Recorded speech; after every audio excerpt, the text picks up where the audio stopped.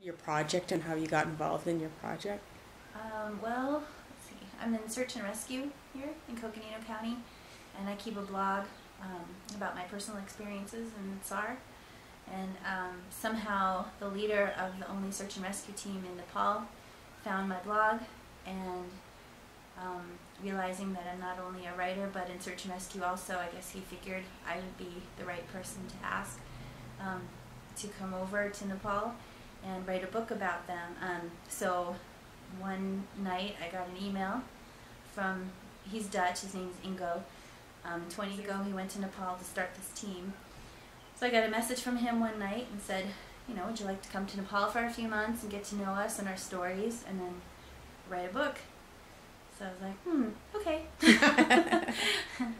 So, and the more I've learned about them, the more I realize that they've done, compared, here in Arizona in search and rescue, when we go look for missing people and lost people and evidence searches and injured, we rescue injured people. They do all of that, but they do a lot more. You know, they deal with landslides, earthquakes, flash flooding.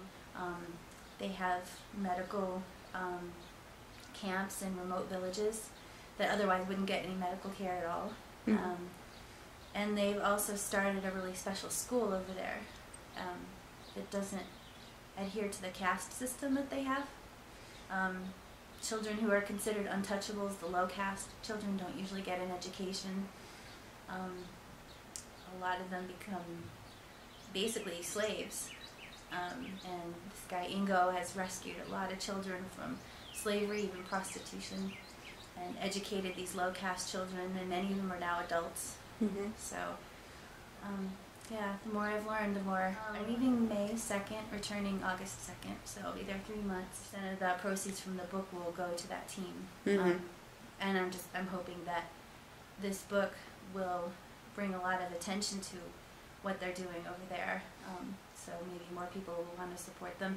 You don't hear a lot of news from Nepal, mm-hmm. you know, so I'm going to soak it all in. I'm going to be meeting with some people who are now young adults that were children that were saved by this man Ingo, mm-hmm. Hearing their stories. I'll be doing a lot of interviewing and following them around. If they go to a village to treat people, I'll go with them. If they go up into the mountains to look for a missing trekker, I'll go with them. Mm-hmm. So just want to learn as much as I can about the people, and so I don't quite know how I'm going to. Mm-hmm.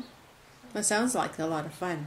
You're going to learn so much, and I'm sure you're very excited about going, but nervous at the same time. And, yeah, quite nervous. I mean, I've traveled abroad before, but this is a very different type of country. This isn't Europe. Right. Not too long ago ended a 10-year civil war that not many people outside of that area of the world knew about. Mm-hmm. There, because there's some people connected with this whole project that I want to meet. Mm-hmm. But after that, I'll go to a town called Pokhara, which is at the base of the Himalaya. It's where the Annapurna circuit starts. So mm-hmm. It's a very famous trek. Squad. They're called the Himalayan Rescue Dog Squad Nepal, HRDSN.